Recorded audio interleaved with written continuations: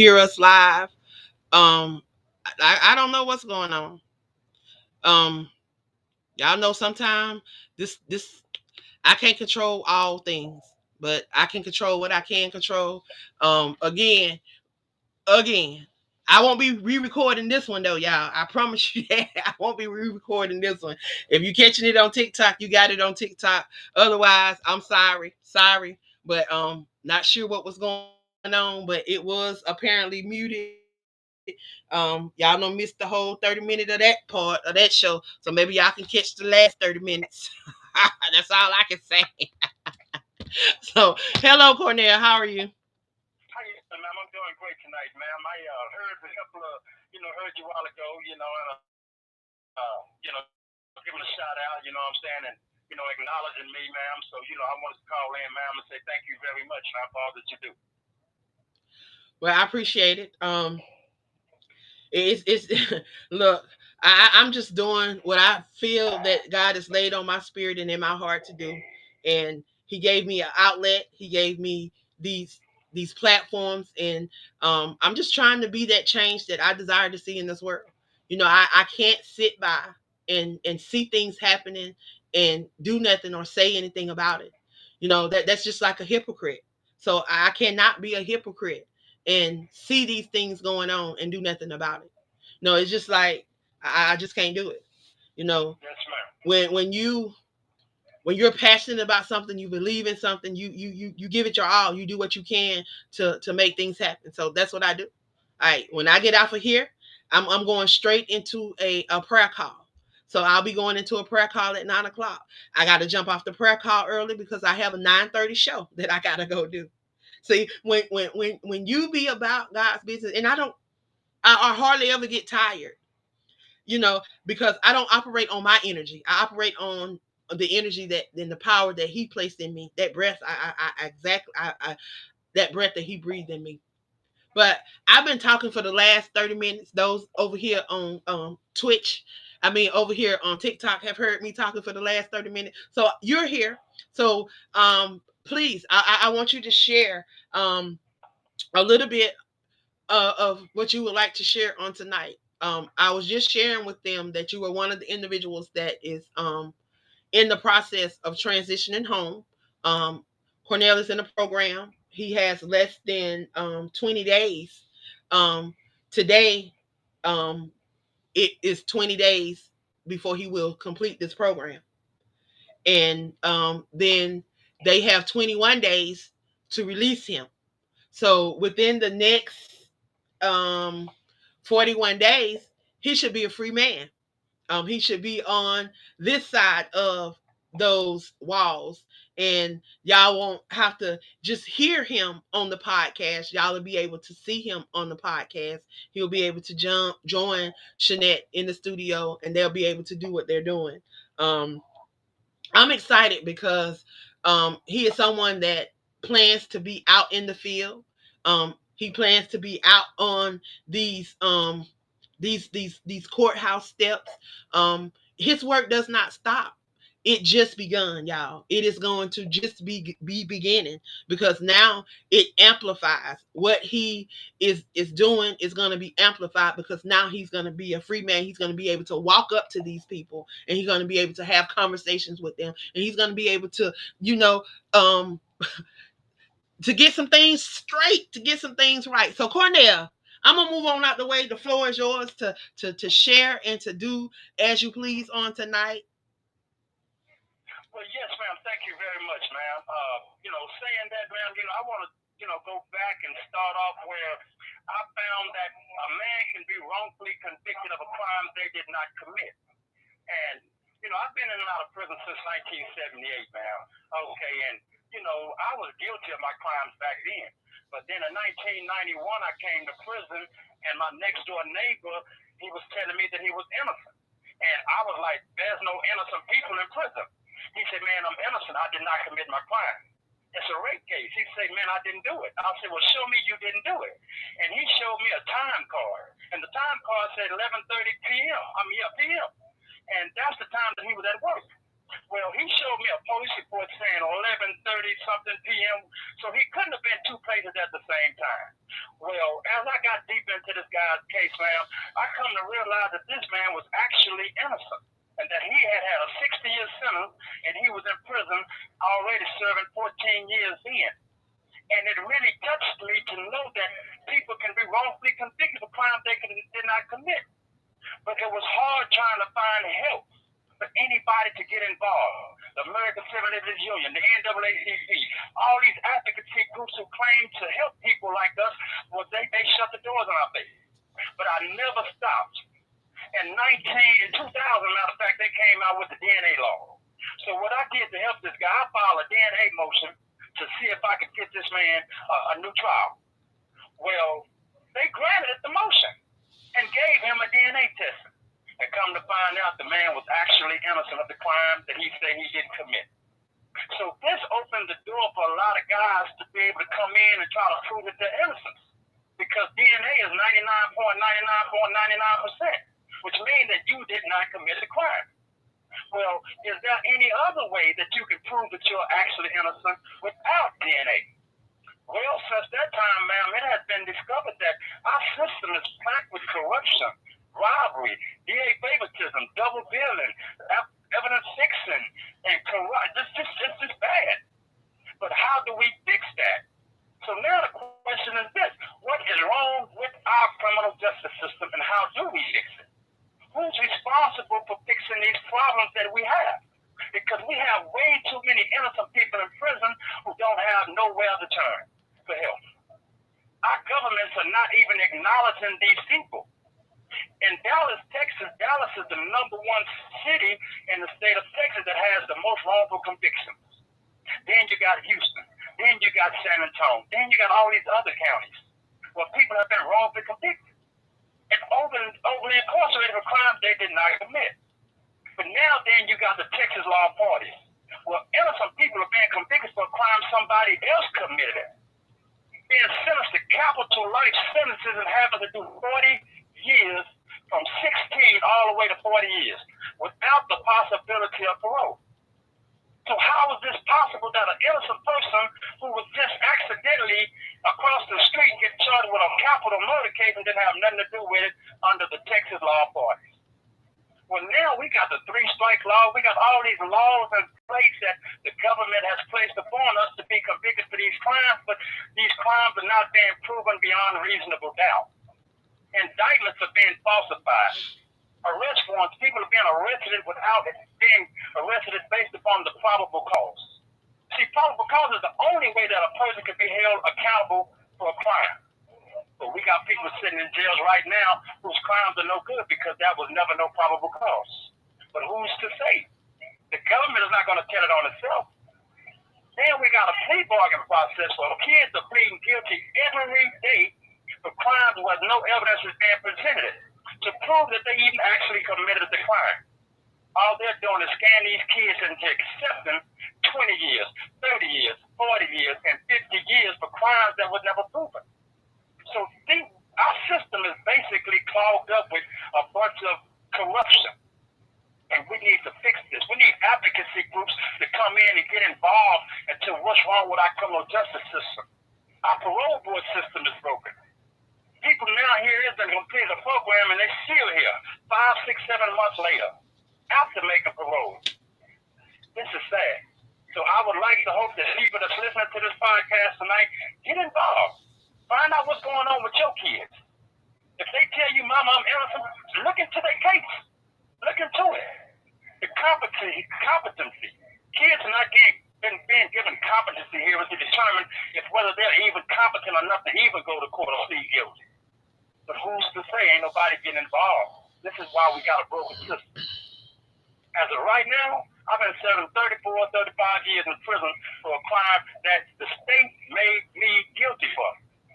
They falsified the ballistic evidence in this case and put a dot on a piece of paper with a marker and said that was a bullet slug. And I've been there 35 years. A dot on and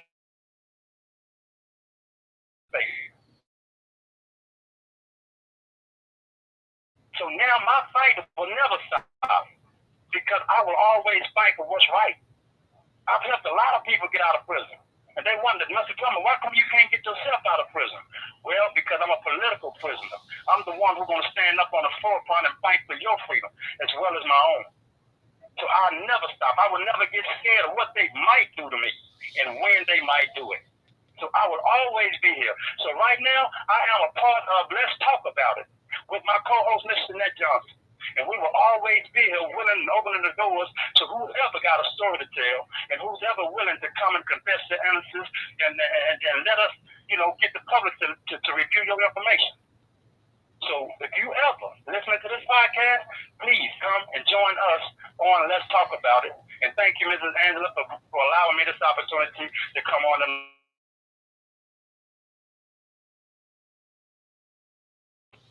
Wow. Um, within that Texas, that TDCJ system, boy. Um, it's not over. Trust and believe it's not over. Um, I keep telling them if they need a consultant, I'm here. I'm willing to sit down and talk to Brian Collier, who oversees the TDCJ. My teacher seems to feel like the information that I provided in that project um, qualifies me to consult them. Um, Evidently, there was something within those projects that TDCJ needs. Because if my teacher can say that, there's definitely a need. I got all my points for that paper. For that project, I got all my points. I was concerned because I was like, okay, this is really not a business. But then when I took it to them and I presented it to them, yes, it is. It's a business. They have stakeholders. They have a board of directors. They run just like a business. They take money in. They are a business. He accepted my project and I went to work. I went to work finding out about TDCJ, finding out how they operate, finding out their structure, finding out the different things, finding out some of their stakeholders. And whenever you mention stakeholders to any of them people inside any of those letters, they jump. Huh. They jump. You want to know? That's how they came over there to Dominguez because I said, let me contact some stakeholders and see what the stakeholders would say about that $1 million that was distributed over there, that was given to them, that was granted to them. I see y'all got all kind of y'all see y'all got some running water. Y'all showers work now. Y'all can use the toilet.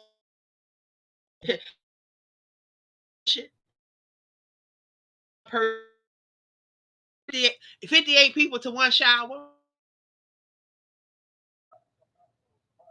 So you are intentional about the things that you do, you will. But when you have, make it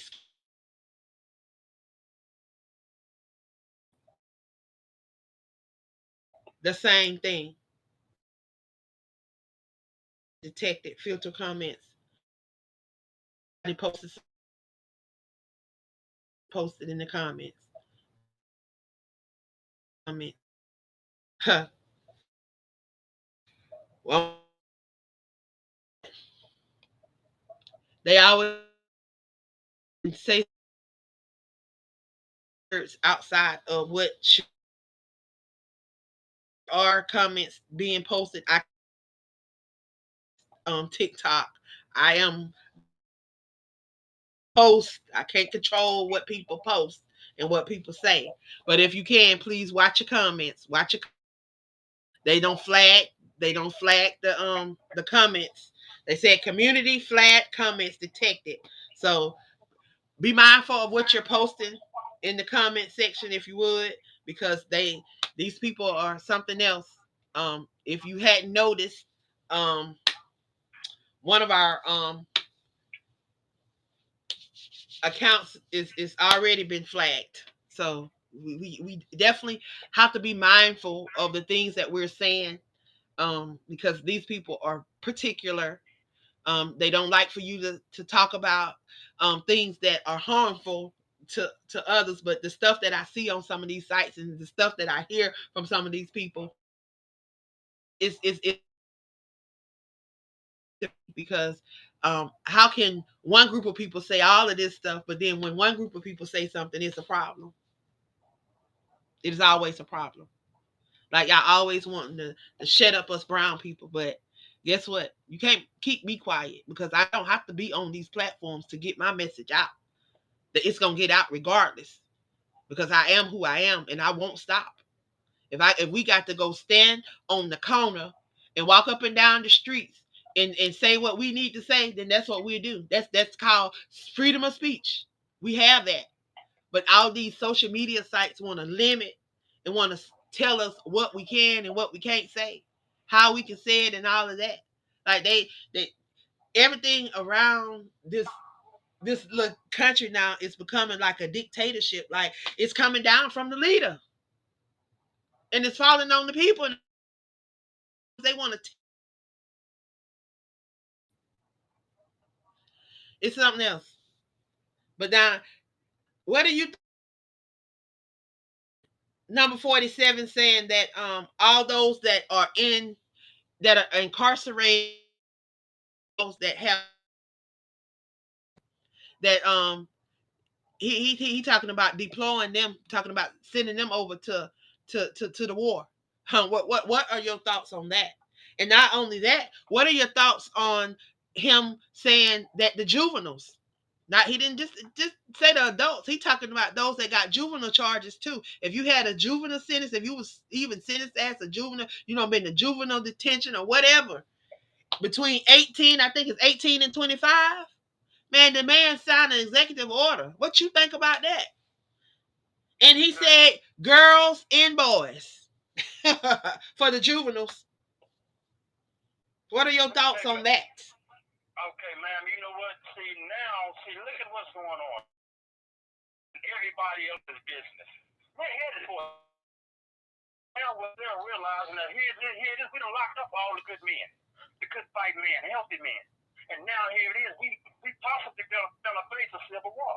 So now what he's trying to do is use his power, man, to come back and issue executive orders now to try to reach out because we are now what they say a ward of the state, involuntary servitude under slavery.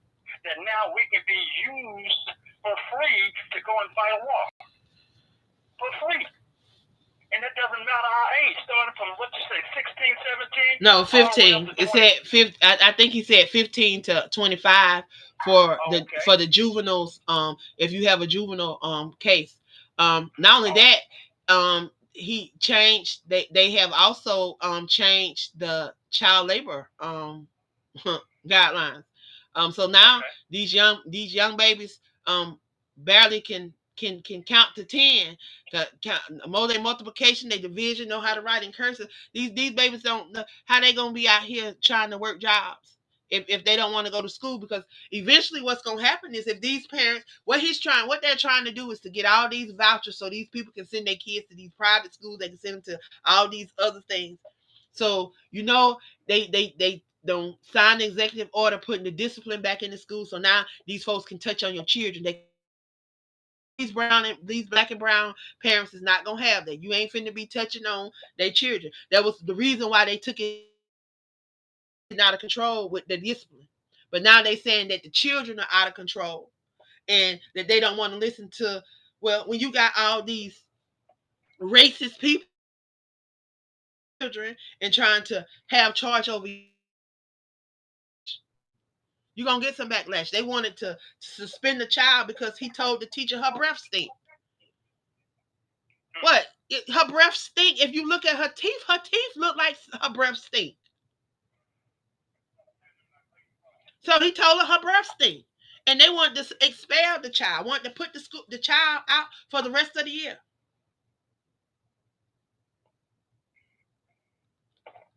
But this is what they doing. This is all of the stuff that they doing. They eventually going to, if you don't want your child going to a one of these institutions that they gonna have set up, and you don't want them to go to one of these schools, then they they're gonna have to go to work.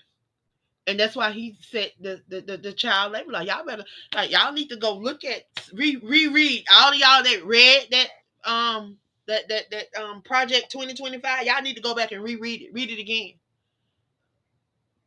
All y'all that voted for him, I need y'all to go back and read it again. And tell me what part of that did you not see that you thought that he wasn't gonna do. Because everything that he told y'all he was gonna do, he has done it. So like we can't be mad. We can't be mad because everybody that voted for him, and then all those that did not vote, you are to blame too. You are to blame too. But either way, we was gonna be screwed. So a lot of people is saying they rather be screwed this way than to be screwed the way we were gonna be screwed by Camilla, because you know they had a problem with her. Number one, two things they had a problem with, and y'all know what those two things were: the fact that she was not a male, and then the fact that she was of not their origin. They was not. She was not one of them. So that was a problem. That was a problem for them. So they definitely did not want her there. And then a lot of them thought that, oh, she about to start letting all these foreigners in. She gonna open it up, and it's finna be all kind of immigrants in. We was gonna be overrunning with immigrants, and that's what they didn't want because they felt like we had too many of them here now. But a lot of the stuff that they complain about, they brought upon themselves because nobody tell y'all to be giving out all that money to these people when they come over here. When you got people over here that's going through stuff way worse than that, you got homeless people living in tents up under these bridges, all in these major cities. You talk about all these major cities, but yet we can spend billions of dollars sending condoms and sending all kind of unnecessary stuff to different places.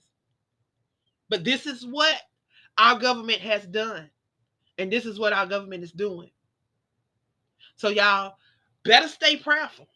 If you're not a part of a prayer group, you're not a part of a prayer circle, you need to join one. You need to get on, you need to be on your knees, and you need to be praying. Because y'all, we in trouble. We in trouble. And it ain't gonna get no better no time soon. So y'all better find you a prayer group, and you better get on your knees. You better find you a prayer life, and you better learn how to utilize it. But Mr. Cornell, again, I want to thank you for stopping by and sharing with us. Um, I'm elated. I'm elated, and I'm excited.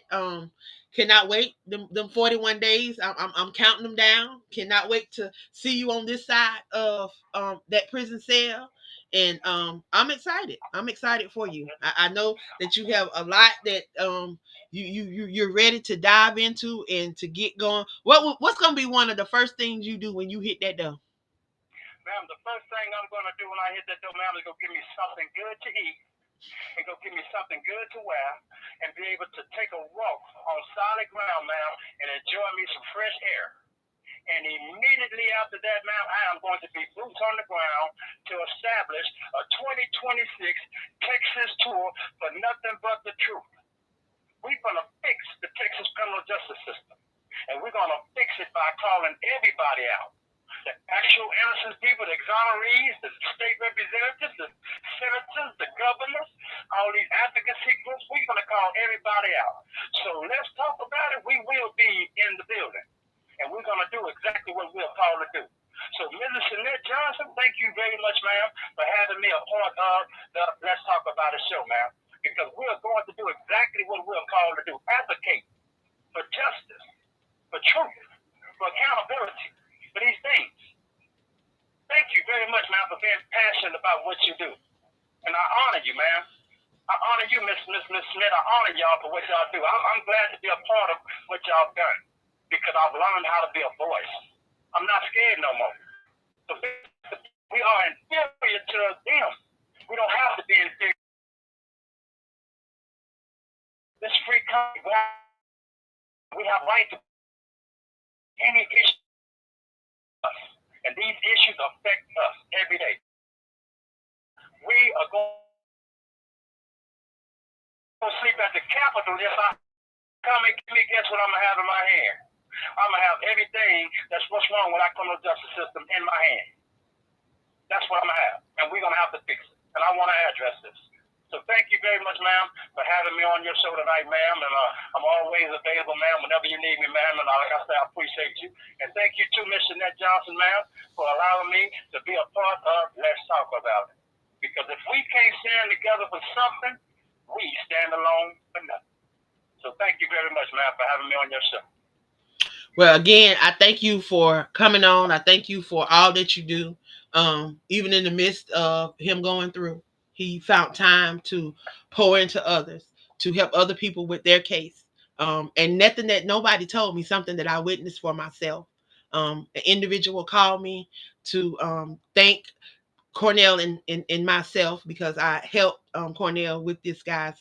Well, I didn't help him. I was the middle person in trying to make sure that things got to the person that they needed to get to. But he was able to help this guy get back into court. Nothing that nobody told me, something I witnessed for myself. But the guy's back in court. He's getting his case heard again. They have discovered some new stuff that could possibly set this man free. Not only that, Cornell was able to help someone that had money stole from them, taken from them because a judge, a lawyer simply did not do his job, did not represent him, did not do what he was supposed to do, and took $20,000 from him. Cornell was able to get that man his $20,000 back. Nothing that nobody told me, something that I witnessed for myself. Got the evidence because the family purchased $500 worth of T-shirts that we were doing a fundraiser for. So you tell me, where there's a will, there's a way. And if you want to do the work, you can do the work. So if you got somebody that's incarcerated, they wrongfully incarcerated, overly incarcerated, and you know that there is some loopholes, there's something that could possibly set them free. I'm telling you, reach out to Cornell, reach out to Jeanette, reach out to myself, and let them look at the case. Let them look at and see how they can address the case. Because they can show you how you can tap in. Y'all, we help mates one to another. And we are the change that we desire to see over here on the Crew Podcast. We will not be moved. So I thank you guys for tuning in again. If you're out there and you are looking for a podcast family, y'all, we have space over here. We're launching a new strictly for our males. And it's gonna start in July. Gonna air at 7 p.m. Sunday through Sunday through Friday, just like the Crew Podcast at 8. We're gonna have an all males line that's gonna be coming through at 7, and they're gonna air Sunday through Friday. If you are a male and you're looking for an opportunity to allow your voice to speak and amplify that message that's been placed on the inside of you, I implore you to come join them kings of the airways. They're taking their throne back. They're taking their rightful place where they should be. And I'm going to provide that space for them to come and amplify their voices. Zach Williams Matthews is going to be one of the hosts over on the network. He's going to be one of the hosts. His first show is going to be July 7th. So I implore you guys to come check him out. He's first and third Monday. Every first and third Monday. Of course, we still have 3 slots right here with them divas, with them queens, y'all. We need 3 queens to join us. We have a spot first and third Sunday. First and third Thursday. Fourth is fourth Monday and second Thursday. If you want to take any of those 3 spots, we have space for you. There's an opportunity for you to share your brain. So I encourage you, I implore you to get connected, get involved if that's what you want to do. There's opportunity to allow your voice to be amplified around the world. We stream live through Facebook, YouTube, Twitch, and Kick, and sometimes I go live on TikTok as well. And we upload to Speaker.com, Spotify, iHeart, Deja, Amazon Music, Listen Note. There's 10 to 15 different locations that you can be seen and heard on. So I implore you to get involved.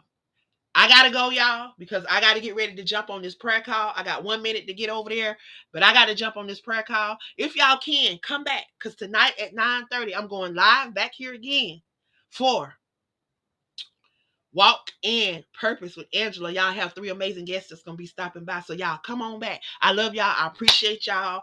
And till next time, be that change that you desire to see in this world. I love y'all. Be blessed.